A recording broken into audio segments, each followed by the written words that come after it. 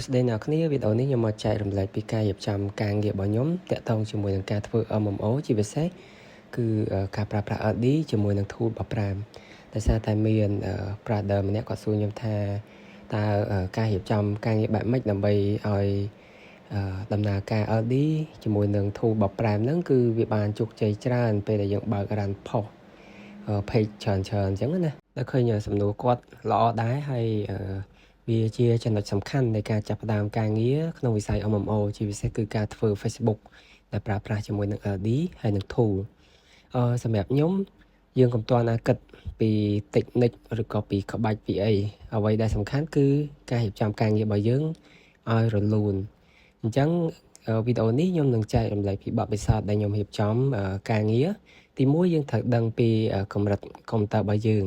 ថាតើការងារ LD វាត្រូវទាមទារជាមួយនឹងកម្រិត spec អីគេខ្លះចំពោះកម្មវិធី LD គឺទាមទារជាមួយនឹង CPU ដែលមាន core ហើយនិង thread ច្រើនបើសិនបើ CPU នោះមាន clock speed ឬក៏យើងហៅថាល្បឿនគណនេយ្យរបស់វាលឿនទៀតរឹតតែល្អ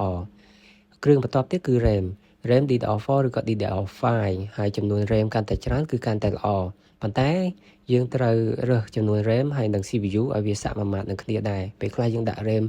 ច្រើនពេកប៉ុន្តែ CPU យើងតូចអញ្ចឹង CPU យើងរ៉ានអស់តែ RAM យើងរ៉ានអត់អស់ទេហើយគ្រឿងបន្ទាប់ទៀតគឺទំហំផ្ទុកឬក៏ឧបករណ៍ផ្ទុកហ្នឹងណា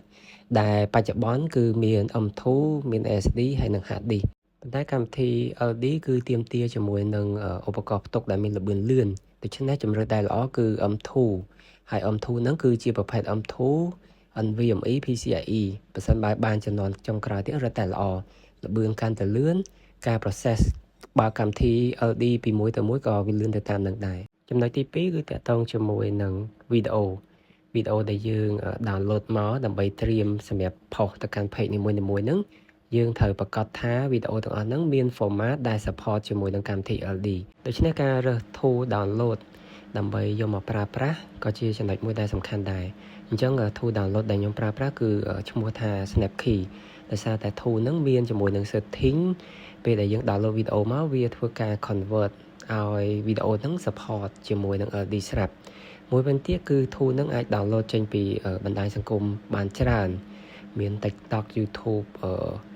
IG ហើយនិង website ផ្សេងៗទៀតគឺមានច្រើនមែនតើមួយវិញទៀតគឺ tool ហ្នឹងមានជាមួយនឹង setting ដែលយើងអាចធ្វើការ convert វីដេអូក្នុងករណីដែលយើងមានវីដេអូពីមុនប៉ុន្តែ format របស់វាគឺអត់ support ជាមួយ LD យើងអាចប្រើ tool នឹងតែមួយដើម្បីធ្វើការ convert វីដេអូទាំងអស់ហ្នឹងបានឬក៏យើងមានវីដេអូជាលក្ខណៈ long វីដេអូវែងណាយើងអាចធ្វើការកាត់ខ្លីៗតាមនាទីដែលយើងចង់បានដើម្បីយកមក post នៅក្នុង Facebook ឬក៏ TikTok ឬក៏ YouTube Short អីហ្នឹង tool ហ្នឹងក៏អាចធ្វើបានដែរអញ្ចឹង tool មួយវាអាចធ្វើការងារបានច្រើនដូច្នេះវាចំណេញដែរយើងអត់ចាំបាច់ត្រូវប្រើកម្មវិធី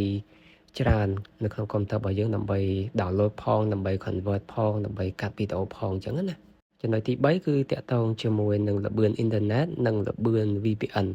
ឬក៏ VPS ដែលអ្នកនរគ្នាប្រើប្រាស់អញ្ចឹងយើងត្រូវដឹងថាតើល្បឿនអ៊ីនធឺណិតហើយនិង VPN ឬក៏ VPS ដែលអ្នកនរគ្នាប្រើហ្នឹងអាចទប់ទល់ជាមួយនឹង